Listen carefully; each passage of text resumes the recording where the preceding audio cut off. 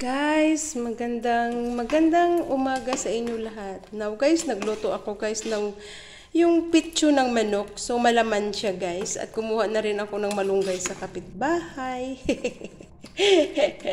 Yan. Ini-slice ko ng maliliit guys. Napansin nyo guys. Maliliit ang slice ko. Siguro mga 3/4 na kilo din ito. Ano?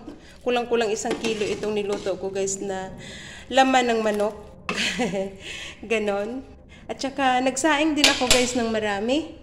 Yan. Kasi guys, magpapakain tayo sa mga pusang ligaw. At saka, alam nyo na guys, yung mga aso din sa labas. At saka, hindi kasi ako nakabili guys ng kibble. So, ito mamaya, baka makabili ako guys ng kibble. So, ngayon, ito muna guys. Okay, thanks for watching. So guys, ito na guys, na-ready ko na yung yung ipapakain natin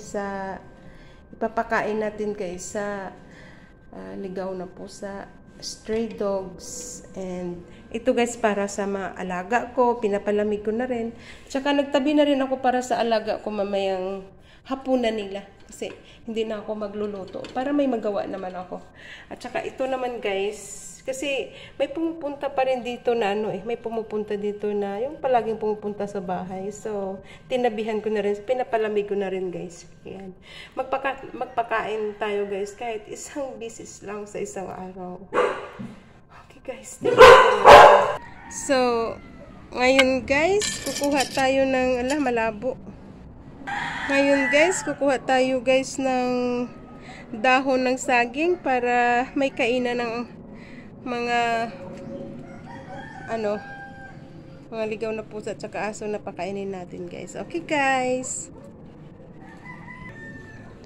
So guys, yung dahon na kukunin ko guys malapit lang dito. Malapit lang dito sa ko.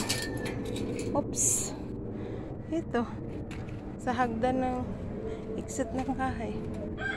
Malabo. Ito kasi na siya na putol ng hangin na ng hangin. So maganda ito guys. Yan. Okay guys.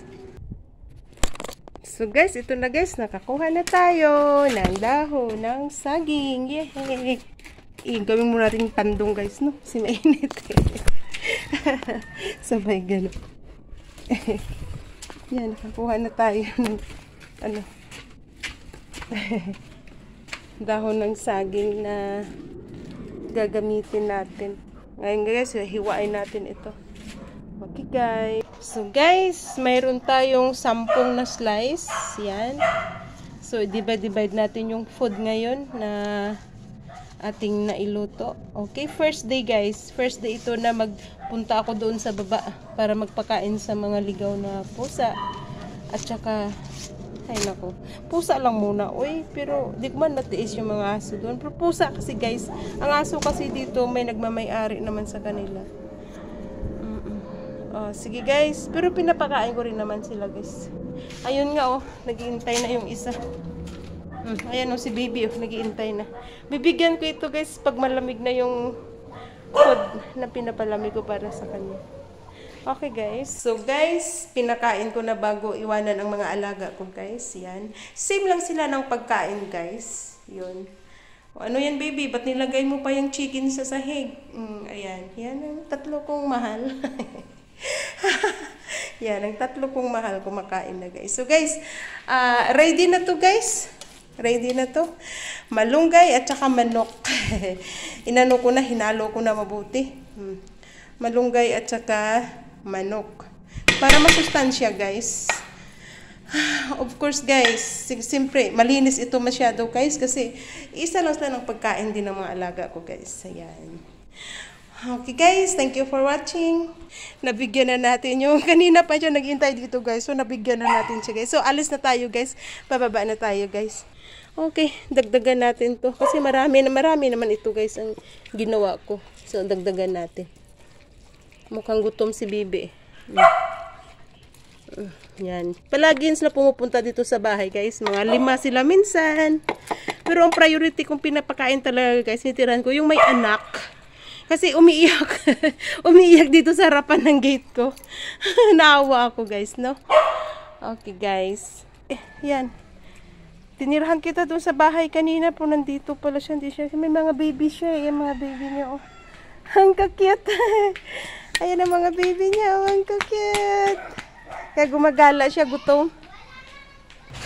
Ang dami dito guys. Ang dami ditong ang dami ditong pusang itinatapon.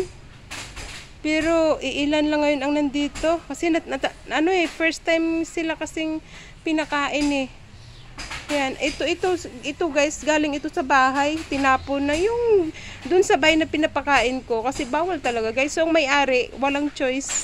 Itinapon sila. So guys, pakainin natin sila guys. Hindi ko talaga matiis guys no, hindi sila pakainin. So hinahanap ko pa yung dalawa. Nasaan na kaya yung dalawa? Pero marami dito guys, nahihiya lang silang lumapit kasi first time nilang binigyan ng food. So, pero maya alam ko maubos ito. Kasi marami dito guys eh. Ayun ngayon oh, dalawa pa lang yung dumating oh. Yan, yung kulay itim na yan at saka yun oh. Yan, yung liit oh. Tuwang-tuwa siya kasi may makain siya. O palipat-lipat siya ng palipat. Naiyak ako guys. Kasi sa bahay guys, hindi sila nakaranas ng... Pero may bahay sila na pwedeng anuhan guys oh. Pag umulan, pwede silang sumilong. Wala kasing tao ito. Sana nga ano. Ito, walang tao guys. So, hindi sila makaka-istorbo guys no. Ayan. So, puntahan ko na lang sila dito guys at bigyan ng makain. Ayan, naglatag na ako ng pagkain. Pero hindi ako sure guys, baka may unahan sila ng aso. Kaya aabangan ko ng konti. Bantayan ko ng konti. Ayan. Okay guys, thank you for watching and God bless. Ayun guys, 5 na sila guys. Oh. Pag may nakilala ka, ipakilala mo sa amin. Ayan oh. Okay ba? Siyempre marami.